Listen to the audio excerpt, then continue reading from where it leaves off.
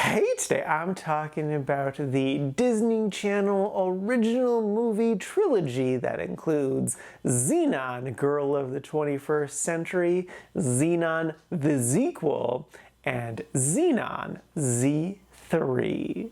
First up is Zenon, Girl of the 21st Century. This is a 1999 made-for-TV film, and I have such a fond place for this movie in my heart. I crazy loved it as a kid. I was around 9 years old when it came out and loved it to bits. I love sci-fi, I loved cute girls, like this is perfect for 9-year-old Charlie. The basic premise is, in the mid-21st century there exists this teenage girl who is just pure chaos. But then she stumbles across this big conspiracy, but no one believes her. And it's so much fun. It's a very delightful film. I really loved Zenon herself. She really felt like an actual child with just like her pure chaos energy. Like her running around the station was just, oh my god, insane. But that's what the kids are like. And she's also just so delightfully charming. Like if Zenon was not charming, this whole series would not work. It's totally to the actor's credit. They nailed the casting. She just pours out charm and it makes her such a fun time. There's a lot of like very futuristic slang in this. It's a lot of fun. I wish I would have caught on more. It's definitely ridiculous at times, but like I love it. It adds to the charm of the movie so much. I love her relationship with her parents. You can just feel the love going back and forth between her and her parents. The mystery at the heart of this thing is solid. Like it's not immediately clear where it's going. Her steps involved to try to figure it out are really good. They follow basic mystery formula well. I love that when they go to Earth, that the fashion on Earth is distinctly different from the fashion on the space station, because that's how it would be. The space station has become their own culture, so it would make sense that they'd have their own fashion and that Earth would have a different one. This is the only movie where like that's very clear. The other ones kind of make it a little more murky. So I really love that about this. I will say that a lot of problems in this movie really wouldn't happen in like actual future times because we have our phones, and more importantly we have cameras on our phones with us wherever we go, and most of Zenon's problems would be solved had she just had a camera. And like they do have futuristic stuff, like they have iPads in this, but it's just they missed that camera thing. And to go off of that, the film definitely lost me in the second half, like as she's developing a relationship with the boy. I didn't really care for that too much. And then like once the mystery was more out there, it's pretty clear where everything's going. It wasn't that interesting for me anymore. I did still find it cute, it just didn't really connect to me anymore. So I liked this movie. It was cute, it was fun. There's definitely a lot that I love about it. It's just not the strongest film. So would I recommend it? I would say definitely if either you are or you have a child who's like a tween, just like a young teenager, or even younger. Kids under 10 like I was would definitely enjoy this, who love sci-fi. It's definitely important that they gotta love sci-fi because it is just a fun, cute sci-fi story. It's a coming of age story too. There's definitely a lot for kids to chew on with this film. Now it doesn't work the best for adults, but it's definitely not a bad film. Like if you have nostalgia for this film, yeah, definitely you can still watch it again and get a lot out of it. Just keep in mind it won't blow you away. If you are an adult and you haven't seen it before, you're probably not gonna get a ton out of it. Like there is good stuff there, but you're probably gonna see more of its flaws and won't be able to accept it because of that. So yeah, even though it pains me to not recommend it in that case, I think that'd be the better choice. So yes, I would recommend it just in specific situations. It is good.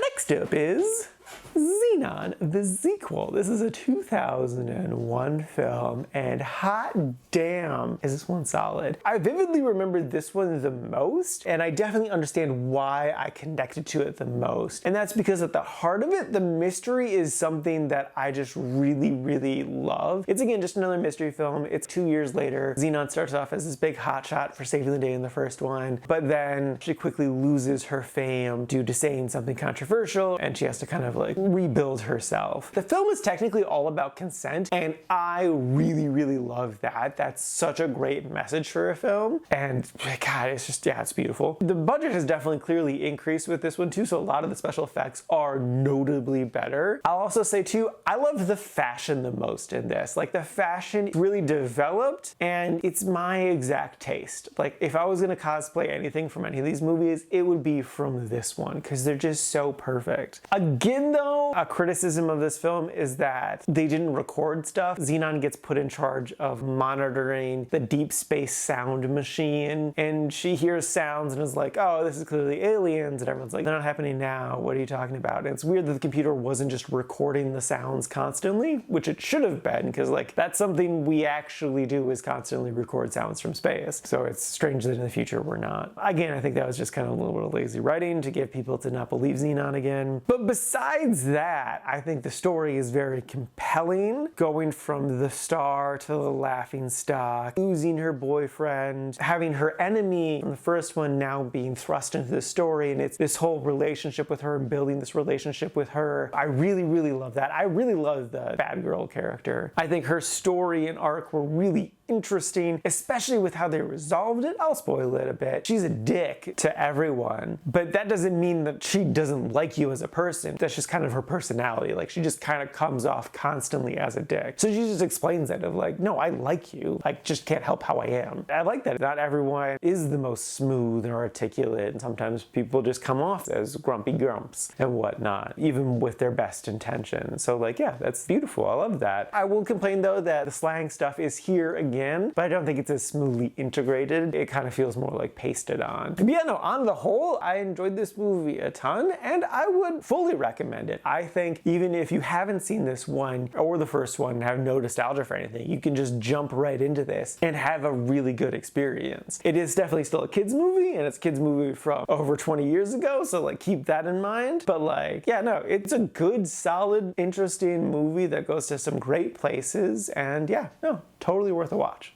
And lastly is Zenon Z3. This is a 2004 film. The basic premise is Zenon wants to compete in this pod race to the moon, but maybe the goddess of the moon is not a fan of people building stuff on the moon. This one was okay. It's definitely on par with the first one and has a lot of rough edges. What I did like actually seeing a city in the future. That was cool. Zenon gets a cousin in the form of a foster child. Her name's Dasha, and I totally get why they brought her in, because they wanted, like, you know, someone for the target demographic to connect to. And I really liked her a lot too. She was a lot of fun, a lot of energy. She was a big fan of Zenon, which was really fun, and I do think she added a nice dynamic to the film. Again, a lot of recasting. I really didn't care for them recasting Protozoa. I think they easily could have just not had him in the movie, because they even do bring in like this girl band thing and just like make them a character rather than just a background thing. There's this whole environmental storyline, and I get what they're going for, of like, the moon's sacred, we need to not pollute it with us being on there. And it's supposed to just be like a metaphor for like taking land from natives. But I don't know, I understand what they're going for, but I don't feel like it's that strong of an argument. Like, we kind of do need stuff on the moon, especially in terms of scientific purposes, or to help refuel stuff on the way to Mars. I think there is like a good nuanced conversation that could be had with that. I do understand the wanting to preserve this beautiful piece of nature for sure, because we absolutely should do that. But I think they took just a very simplistic approach to this. I think that was the wrong choice. And I also just don't like the character of the moon goddess. I get what they were going for, but she's just kind of too much of a bitch. So yeah, no, I didn't care for that. Also, the fashion switched to more of like a 70s aesthetic, and I get it, but also I don't like it. So yeah, no, this movie was okay. I would say if you really enjoyed the first one, you'll probably get a lot out of this. But if you were kind of more mixed on the first one or the second one, I mean, you could still finish out the trilogy because it's not bad. But if you're gonna do just one of these movies, do just the second one. And if you like the first two, definitely finish off the trilogy. This definitely did not stand on its own. So yeah, no, I liked it. Would recommend, just, you know, in the right circumstances.